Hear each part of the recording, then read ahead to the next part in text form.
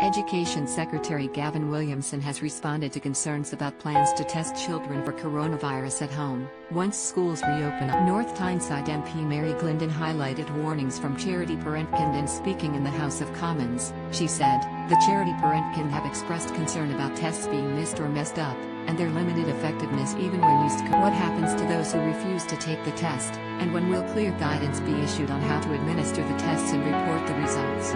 It comes after the government announced whole families and households with primary school, secondary school and college-aged children will be invited to test themselves twice every week from home. The aim is to identify people who do not have symptoms, to help stop the virus spreading. Mr. Williamson pointed out that schools will administer 3 tests on the premises, before families start testing themselves at home. He said, "It is an area of concern that we all have.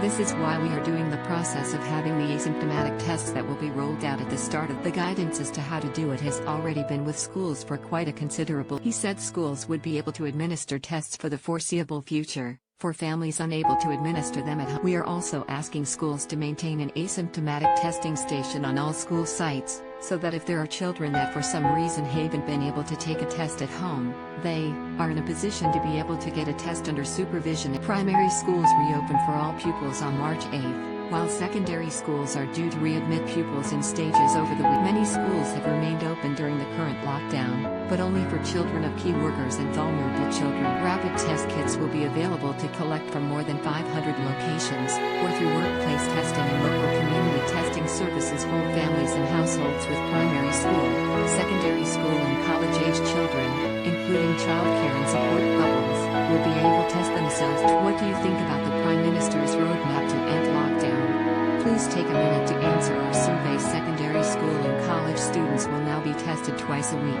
receiving 3 initial tests at school or college before transitioning to twice-weekly home testing. Primary school children will not be regularly tested, unless they have COVID symptoms, but the government has confirmed twice-weekly testing using rapid lateral flow tests will be given for free to all families and households with primary, secondary school and college-aged children. Twice-weekly testing will also be offered to adults working in the wider school community, including bus drivers and after-school clubs. It says this will mean more positive COVID cases within households are found in helping prevent the virus from entering schools and colleges, helping to keep educational settings safe. The tests can provide a result within 13